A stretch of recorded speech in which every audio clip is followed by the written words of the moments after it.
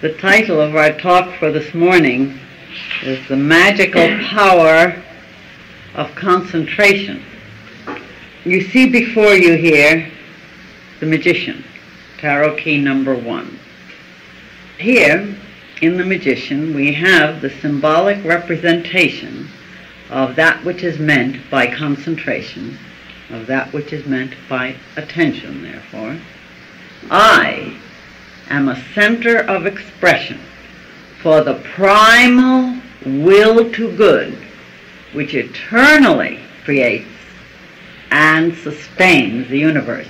Because if all the power that ever was or will be is here now, and this is indicated by the Fool, by superconsciousness, by Tarot Key 0, being a center of expression for this primal will to good means that all the power that ever was or will be is coming through you as a center of this expression. A center. And this is what the Magician is indicating, and this is what makes us magical.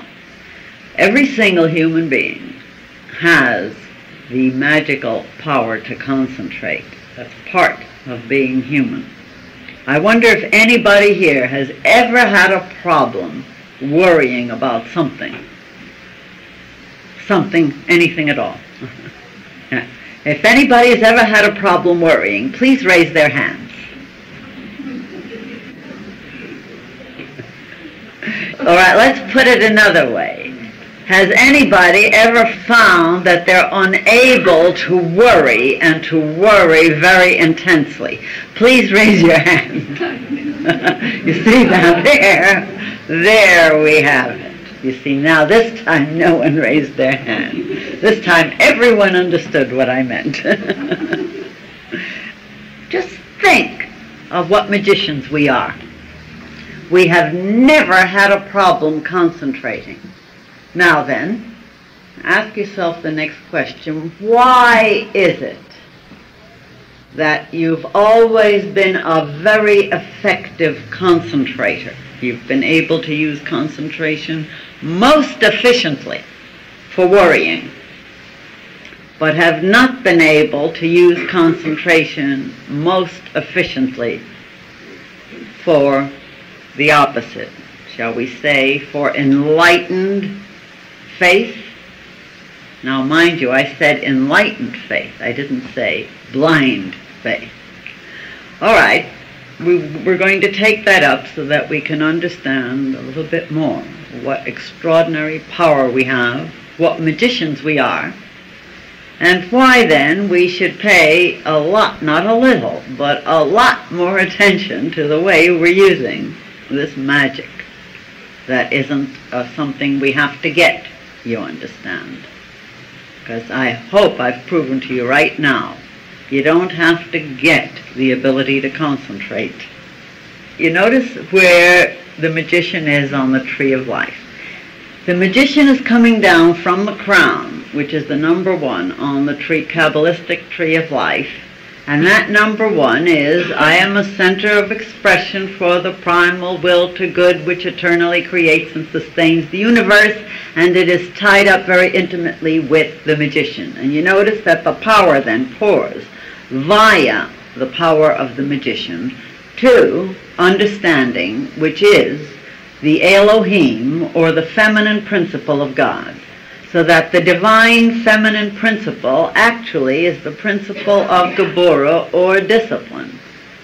Whereas the divine masculine principle, which we chant as Yod-He Vav-He, pours down through the other side, so that only together can we start seeing a picture. Now, I would like to point out something that perhaps hasn't been noted. Now, house is one of the meanings of this key that is assigned to self-consciousness, to the power of attention, the power of concentration. House. Now, you notice the arbor of roses above the head of the Magician.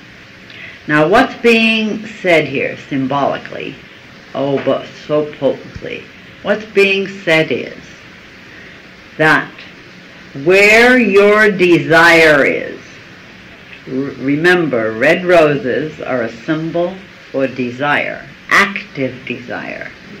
The action of the desire has to do with the redness of the rose being a symbol of Venus, and Venus being a symbol of emotion, the emotional nature, the feeling nature, the desire nature, which again, incidentally, is power.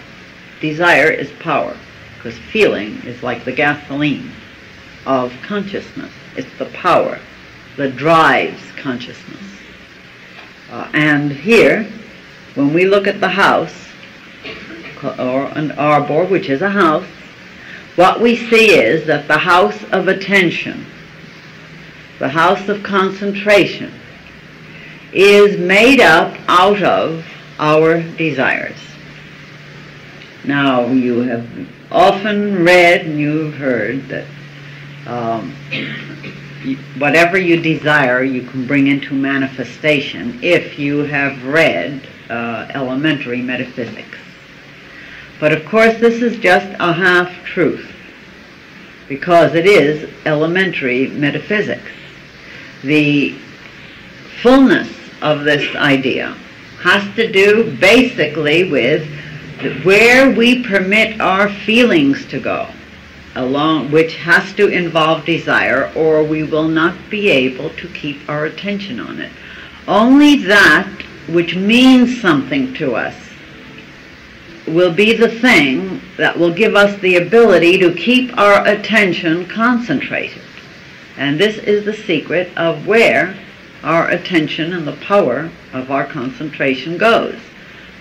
And there is the secret of the house of life that we live in, and what kind of house it is that we have in our lives.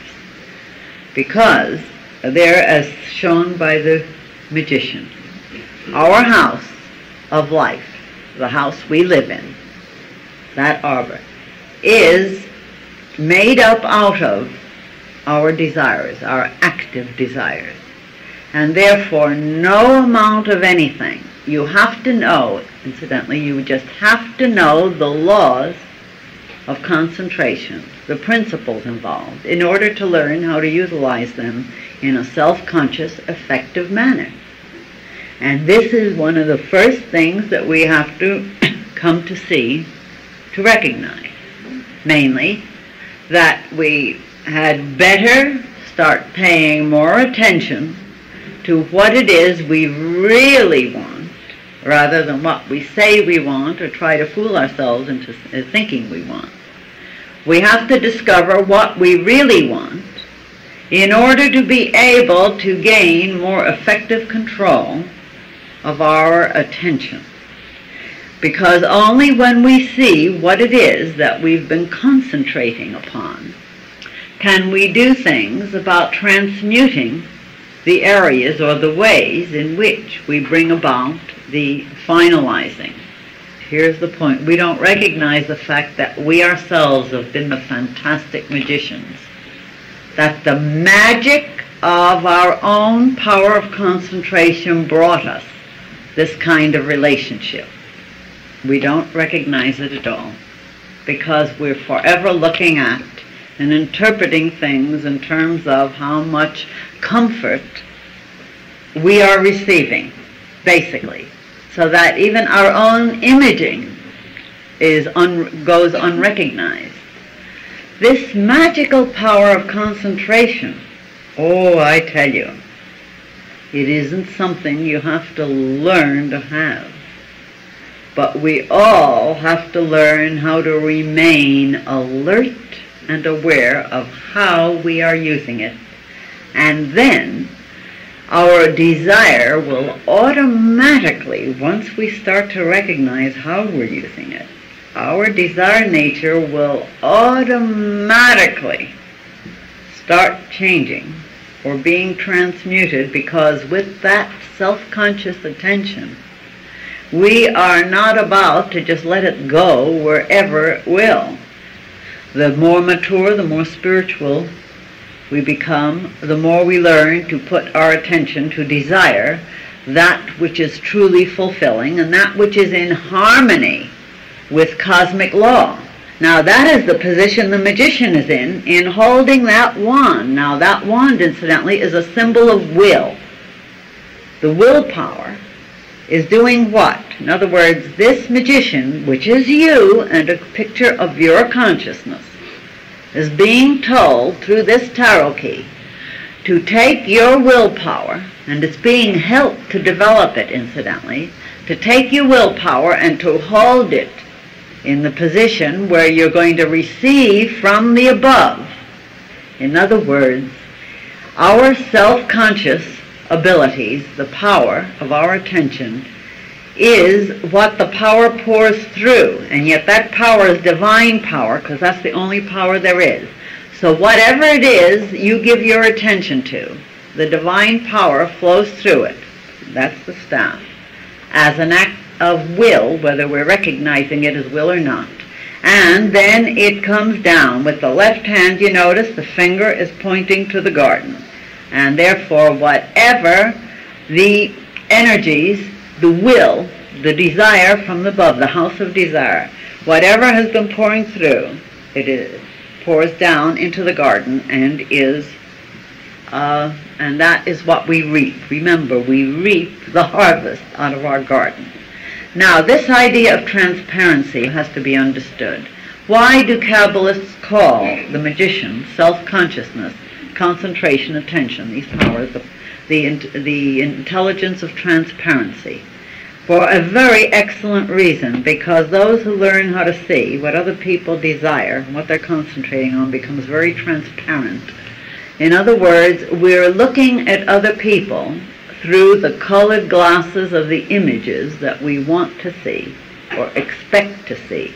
And the result is we have experiences with the other person that we didn't bargain for, and we say, I'm disappointed in the other person.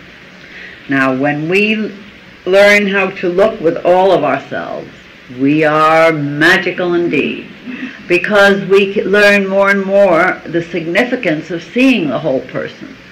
What do I mean by seeing the whole person?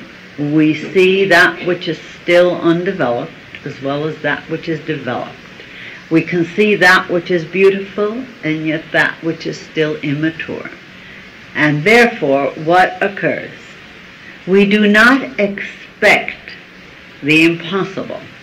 When we're disappointed in other people, we have a way of blaming them.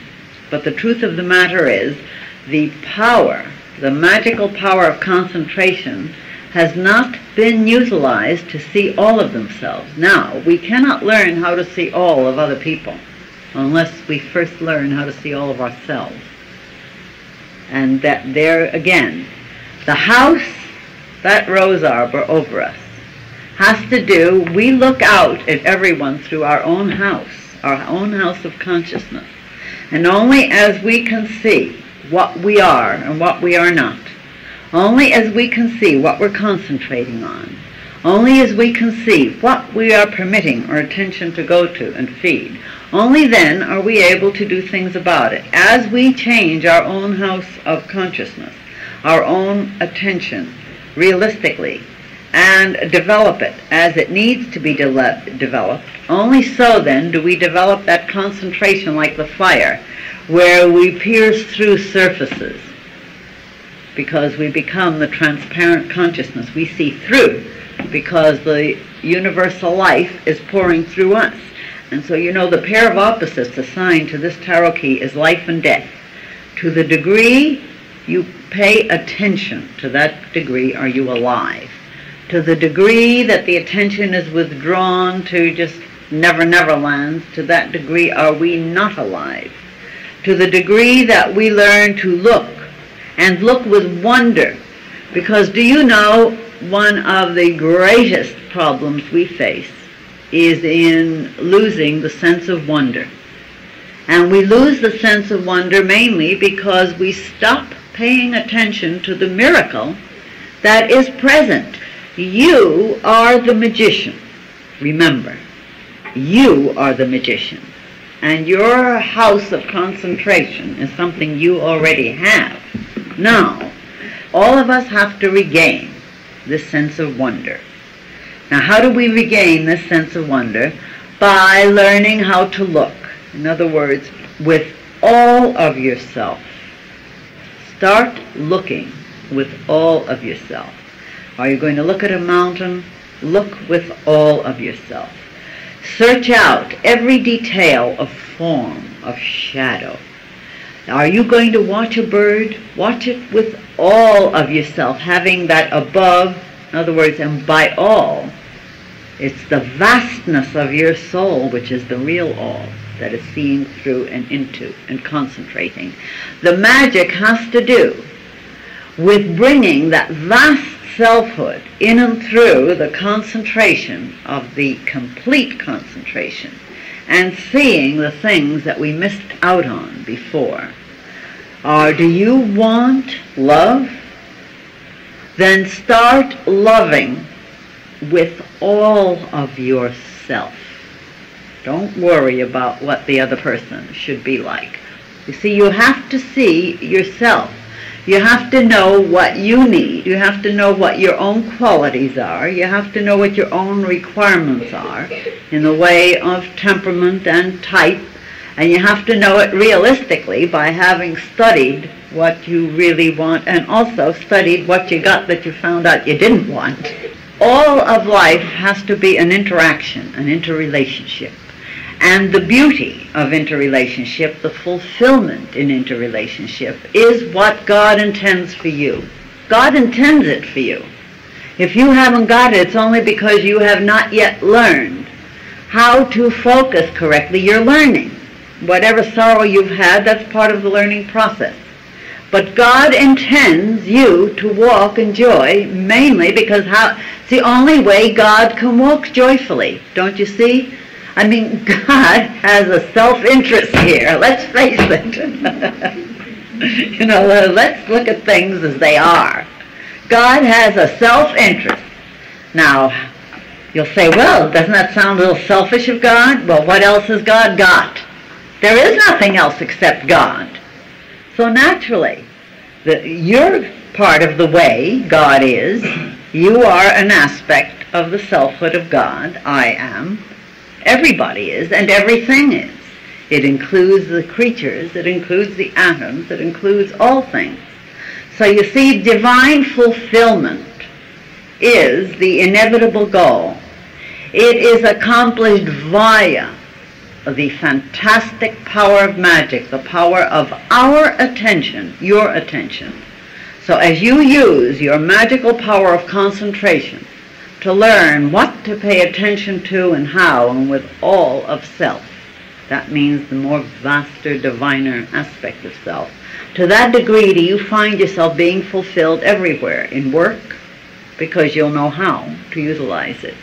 In your work or in your home, in your relationships, no matter what they are, in all things, and certainly and most vital of all, because that is the over protective wings of God involved there, in knowing yourself as being in union with God, in union now, past, future, present, as a center of expression for the divine, which you can never, never be separated from. You are magic incarnate. Practice it.